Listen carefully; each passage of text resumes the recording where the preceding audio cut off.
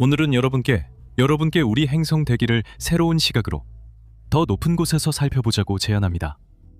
우리는 평생 공기를 마시며 살아갑니다. 우리는 모두 그 안에 살며 대부분 존재를 잊고 지냅니다. 그 안의 기체들은 냄새와 색이 없어 아무것도 아닌 것처럼 보입니다. 투명해 목을 따갑게 하거나 피부에 달라붙지 않습니다. 그래서 공기의 움직임은 약간의 먼지를 옮기지 않는 한 맑은 날의 구름이나 폭풍 후 구름처럼 경계를 모른 채 소용돌이치는 구름을 통해서만 볼 수 있습니다. 하지만 이제 몇 년 전부터 이 모든 것이 달라졌습니다. 위성에서 수집된 데이터와 지상 센서를 통해 우리는 이러한 화학적 조성을 색으로 변환할 수 있게 되었고, 그 덕분에 끊임없이 움직이는 공기 속에서 소용돌이치는 요소들을 우리 눈으로 직접 볼 수 있게 되었습니다. 심지어 공기가 투명할 때조차도 우리는 공기 중을 떠다니는 이러한 구성 요소들을 추적할 수 있습니다. 그리고 지구의 숨결을 바라보고 그 한숨과 분노의 폭발을 볼 수 있으며, 식물들이 숨을 들이쉬고 내쉬는 모습, 도시와 공장이 연기를 내뿜는 모습, 산불의 실타래 같은 연기, 심지어 사막의 먼지까지도 관찰할 수 있습니다. 이것들이 들어 올려져서 때로는 지구 반대편까지 운반되기도 합니다. 이제 우리의 여정을 시작하면서 공기 중에 떠다니는 미세 입자들의 움직임에 주목해 보겠습니다. 여러분이 지금 보고 계신 것은 전 세계에 퍼져 있는 우리가 에어로졸이라고 부르는 것들의 분포입니다. 작은 입자들이 바람에 의해 땅이나 바다 표면에서 떨어져 나와 대기 흐름에 의해 운반되는 것입니다. 6주간의 관측 데이터를 모은 이 애니메이션에서 보라색으로 표시된 것은 지구의 거대한 사막을 휩쓰는 강풍에 의해 일어나는 먼지입니다. 그리고 이렇게 땅에서 떨어져 나온 입자들은 원래 지역에서 수천 킬로미터 떨어진 곳까지 운반될 수 있습니다. 주황색과 빨간색으로 표시된 것이 바로 흑탄소입니다. 즉, 산불에서 발생한 입자들로 이 연기가 바람에 실려 지구의 상당 부분을 가로질러 이동할 수 있습니다. 블랙 카본을 관찰하면 북아메리카, 아마존, 그리고 시베리아에서 발생하는 산불의 변화를 볼 수 있습니다. 그리고 밤이 찾아올 때마다 아프리카에서 난방과 요리를 위해 태워지는 장작의 양도 볼 수 있습니다. 바다 표면 위에 시안색과 흰색으로 표시된 것은 해양에서 유래한 소금 입자들로 바람의 움직임에 의해 공기 중에 떠오르며 폭풍과 사이클론의 이동 경로를 명확하게 추적할 수 있게 해줍니다. 마지막으로 지구 곳곳에 퍼져 있는 녹색 연무는 황산염 입자를 보여줍니다. 이 입자들은 석탄이나 중유를 사용하는 화력발전소, 중공업, 그리고 화산 활동에 의해 생성됩니다. 이 다른 애니메이션에서는 북대서양을 중심으로 하고 있으며 색상도 다르게 사용되었습니다. 여기서는 황산염 입자의 표현을 제외했습니다. 여기서는 오직 산불, 공기 중에 떠있는 해엄, 그리고 사하라 표면에서 날아오른 먼지 입자에만 집중하고 있습니다. 여기서 뚜렷하게 보이듯이 이 입자들은 폭풍계에 의해 운반되고 있습니다. 그리고 바다와 대양을 가로질러 유럽과 멕시코만까지 이동해 쌓이게 됩니다. 허리케인과 열대성 폭풍은 짙은 파란색 바다 배경 위에서 뚜렷하게 구분되며 소용돌이치는 바람에 많은 양의 해엄 입자를 실어 나릅니다. 그리고 폭풍이 강해질수록 사막에서 온 먼지들이 그 바람에 섞여 들어가다가 비로 내리면서 대기에서 제거되는 모습을 볼 수 있습니다. 여러분이 볼 수 있는 하얀 구름들은 이 애니메이션을 만들기 위해 측정이 이루어졌을 때 북아메리카 북서부에서 발생한 거대한 산불이 만들어낸 연기입니다. 불과 며칠 만에 이 연기 기둥에 포함된 미세한 제입자들은 수천 킬로미터를 이동할 수 있으며 강력한 고도 대기 흐름에 의해 대서양을 건너 유럽까지 운반될 수 있습니다. 이 다른 영상에서는 지름이 2.5 마이크로미터 이하인 미세 입자에만 집중하고 있습니다. 이 에어로졸들은 인간 머리카락보다 최소 28배 더 작은 크기로 공기 중에 부유하게 됩니다. 이러한 미세 입자들은 광대한 사막 지역을 휩쓰는 바람뿐만 아니라 디젤 엔진, 석탄 발전소, 요리와 난방용 나무, 그리고 산불 등으로부터도 발생합니다. 이렇게 폐의 폐포에 침투할 수 있는 미세 입자의 공기 중 농도가 높을수록 해당 지역의 공기를 들이마시는 것이 건강에 더 위험해집니다. 정기적으로 이미지를 휩쓸고 지나가는 것처럼 보이는 물결은 여기서 하루하루의 배출이 연속해서 지나가는 모습을 보고 있기 때문입니다. 그리고 밤이 되면 바람도 마찬가지로 멈춥니다.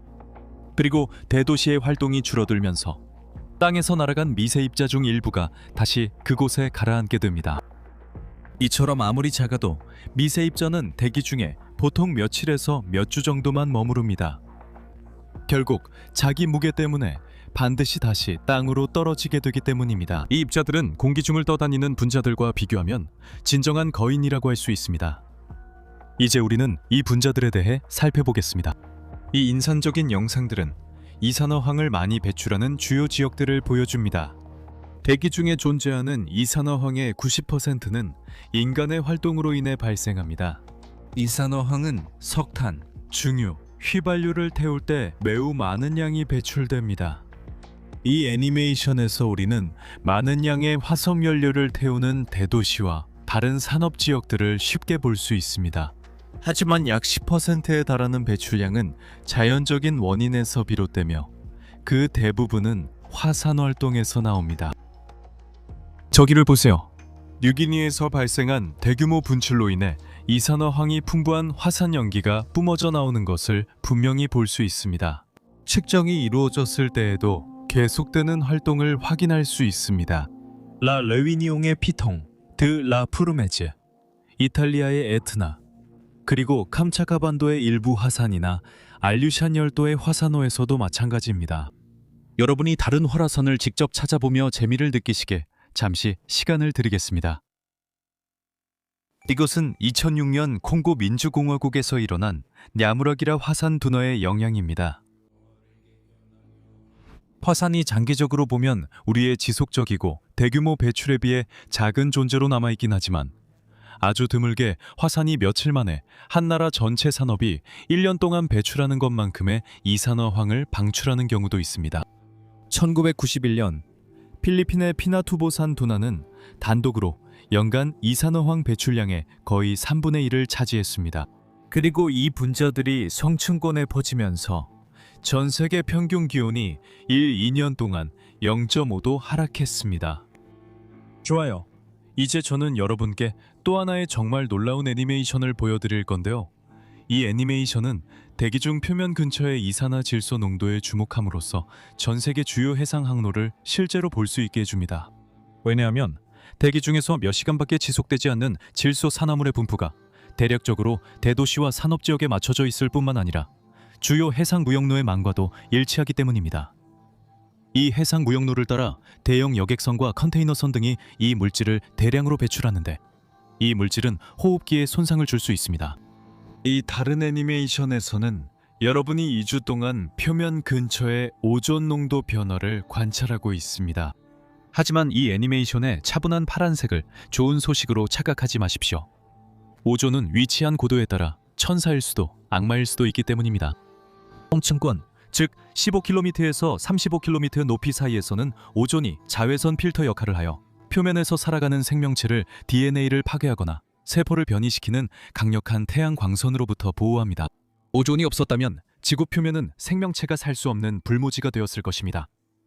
하지만 성층권보다 더 낮은, 즉 우리가 살고 숨쉬고 교통체증에 불평하는 그곳에서는 생성된 오존이 방패가 아니라 독이 됩니다. 현대 문명의 부산물로 식물과 동물에게 유독한 오염물질입니다. 화면에서 보이는 파동은 지상 오존 농도가 낮과 밤 사이에 크게 달라지기 때문에 나타나는 현상입니다. 왜냐하면 낮 동안 태양광이 질소 산화물과 휘발성 유기화합물의 작용에 생성된 오존의 일부가 밤에는 파괴되고 다음날 다시 생성되기 때문입니다. 이제 여러분은 무서운 일산화탄소를 배출하는 지역들을 바라보고 있습니다.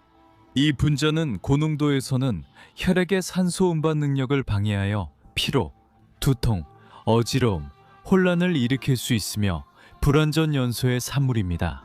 가장 높은 농도는 대도시, 산업시설뿐만 아니라 나무로 난방하거나 요리하는 지역, 그리고 산불과 이탄지 화재가 발생하는 지역을 가리키고 있습니다.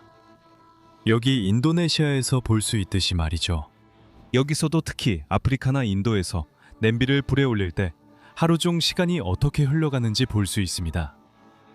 질소 산화물과 오존은 수명이 짧은 반면 일산화탄소는 대기 중에서 거의 2달 동안 남아있을 수 있습니다. 그래서 대기 흐름에 의해 매우 먼 거리까지 운반됩니다. 지금까지 말씀드린 모든 요소들은 오염물질입니다.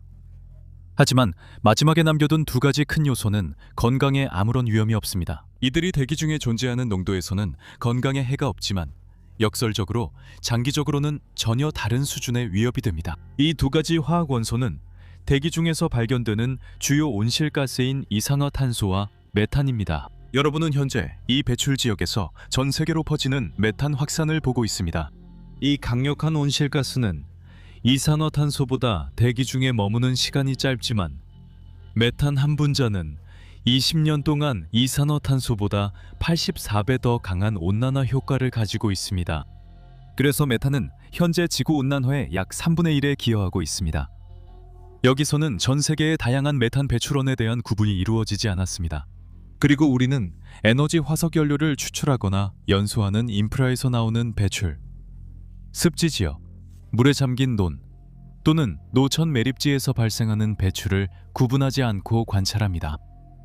그리고 더 적은 비율로는 산불, 바이오매스 연소, 영구동토층 해빙, 심지어 흰개미의 활동까지도 포함됩니다. 이들은 미생물을 보유하고 있어서 나무와 셀룰로스를 섭취할 수 있게 해주며 그 과정에서 메탄을 폐기물로 생성합니다.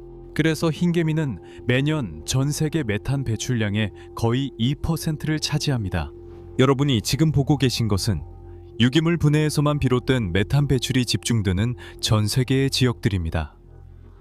이 지역들은 토양이 습하고 물이 가득한 곳에 위치해 있습니다. 이 지역들은 연못, 늪지대, 논 등으로 덮여 있으며 이들이 합쳐져 매년 대기 중에 방출되는 메탄의 거의 3분의 1을 생산합니다. 또한 메탄 배출 속도가 계절 변화에 따라 북반구와 남반구, 겨울과 여름에 따라 이동하는 것을 볼 수 있습니다.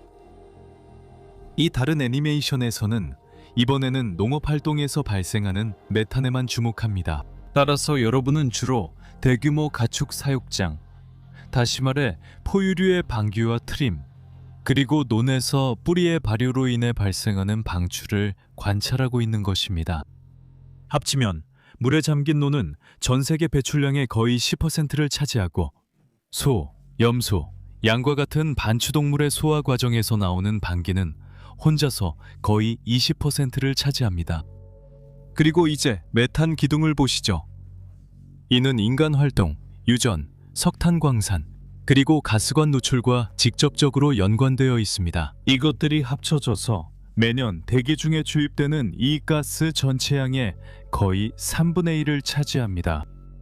여기에서는 중국의 석탄 광산에서 뿜어져 나오는 기둥들을 볼 수 있습니다. 저기에는 중동의 유전과 플레어링이 이루어지는 다른 지역에서 나오는 기둥들이 있습니다. 이 기술은 유전에서 나오는 가스를 종종 불완전하게 태우는 방식입니다. 투르크메니스탄에 위치한 이 기둥은 대형 가스전에서 발생한 누출이 원인입니다. 이 누출은 영국과 같은 한 나라가 1년 동안 배출하는 온실가스 전체와 맞먹는 수준으로 지구 온난화를 악화시키고 있습니다. 보르네오 동부에서 지속적으로 발생하는 이 방출은 거의 전적으로 이탄지의 건조화 때문입니다. 평소에는 유기물이 풍부한 물에 잠긴 토양 위에 자라는 습지숲이 탄소를 저장합니다. 하지만 일부러 건조시키고 불을 질러 개간한 뒤 파뮤 플랜테이션으로 바꾸면 이 토양에서는 수세기 동안 저장되어 있던 메탄이 방출됩니다. 이 지역에서는 이탄지 화재가 자주 발생하기 때문에 매년 독일과 맞먹는 양의 메탄이 대기 중으로 배출된다고 추정됩니다. 그리고 이제 이산화탄소 배출량의 분포를 보겠습니다.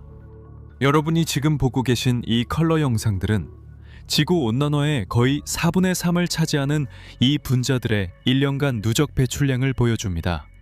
그리고 이 분자들 역시 국경을 알지 못하며 배출되는 지역에서 전 세계로 빠르게 퍼져나갑니다. 여기서 애니메이션의 색상이 붉은색과 보라색에 가까울수록 대기 중 이산화탄소 농도가 더 높다는 것을 의미합니다. 대규모 배출 지역에서 뿜어져 나오는 이산화탄소의 기둥이 지배적인 바람의 방향에 따라 소용돌이치며 퍼져나가는 것을 볼 수 있습니다. 점차적으로 대기 중에 희석되기 전에 이산화탄소는 수세기에서 수천 년 동안 떠다니며 이동하게 됩니다. 회색 기둥은 여름철 양쪽 반구에서 발생하는 대형 산불로 인해 배출되는 일산화탄소를 나타냅니다.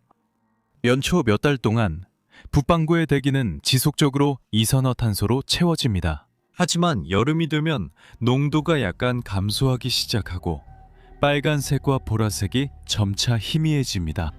이 감소는 식물의 성장 주기에서 계절에 따라 나타나는 변화와 관련이 있습니다. 식물은 광합성 과정에서 많은 양의 이산화탄소를 흡수하여 설탕, 잎, 나무, 과일 등을 만드는 데 사용합니다. 이러한 성장 때문에 봄과 여름에는 식물들이 우리의 활동으로 대기 중에 주입된 일부 가스를 일시적으로 흡수합니다. 하지만 가을과 겨울이 오면 이러한 성장은 느려지거나 심지어 멈추게 됩니다. 또한 식물이 내뿜는 이산화탄소가 흡수량보다 많아지며 대기 중 이산화탄소 농도가 급격히 상승합니다. 그래서 1년이 끝나면 화석연료를 태워서 배출된 이산화탄소의 절반만이 육상과 해양의 자연 저장고에 흡수되고 나머지는 대기 중에 쌓이게 됩니다. 남반구 여름에 수집된 데이터를 바탕으로 만든 이 또 다른 모델링에서는 남반구와 북반구의 폐가 뛰는 듯한 움직임이 한눈에 들어옵니다. 아프리카와 남아메리카에서는 식물의 호흡 현상이 아주 뚜렷하게 보이는데, 이는 아프리카와 아마존의 열대우림처럼 거대한 숲이 있는 지역에서 큰 맥박처럼 나타납니다. 이러한 맥박이 낮과 밤의 리듬을 따르는 이유는 식물들이 낮에는 햇빛을 이용해 광합성을 하면서 이산화탄소를 흡수하고 밤에는 이산화탄소를 방출하기 때문입니다. 이러한 자연스러운 호흡과 더불어 전 세계 곳곳에서는 여전히 화전 농업이 이루어지고 있으며 대도시와 산업 인프라에서는 거의 끊임없이 이산화탄소가 배출되고 있습니다.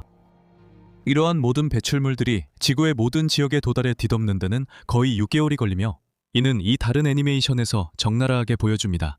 인위적인 배출의 대부분이 발생하는 북반구와 남반구 사이의 혼합이 이렇게 오랜 시간이 걸리는 이유는 적도에 존재하는 따뜻한 공기가 두 반구 사이의 공기 혼합을 늦추는 장애물 역할을 하기 때문입니다. 하지만 시간이 지나면 새로 배출된 이산화탄소는 결국 지구 전체에 고르게 퍼지게 됩니다.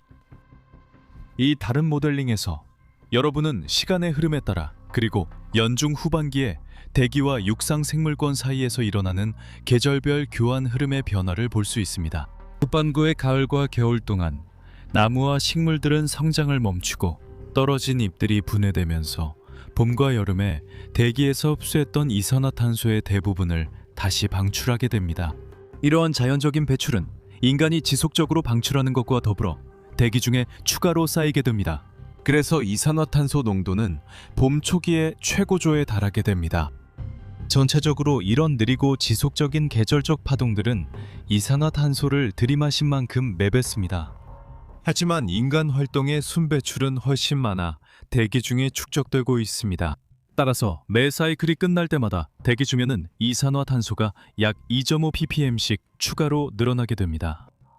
그리고 오늘날 대기의 0.04%를 차지하는 이산화탄소가 대기의 세 가지 주요 성분에도 들지 않는다는 사실을 생각하면 놀랍습니다.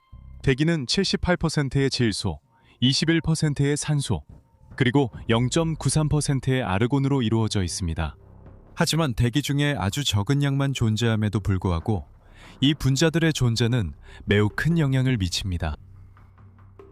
산업혁명 초기부터 우리가 대량으로 석탄을 태우기 시작했고, 그 다음에는 석유와 가스도 태우기 시작했습니다. 지구가 수백만 년에 걸쳐 만들어낸 자원인데 이산화탄소 농도는 100만 분의 280에서 오늘날에는 420이 넘게 증가했습니다.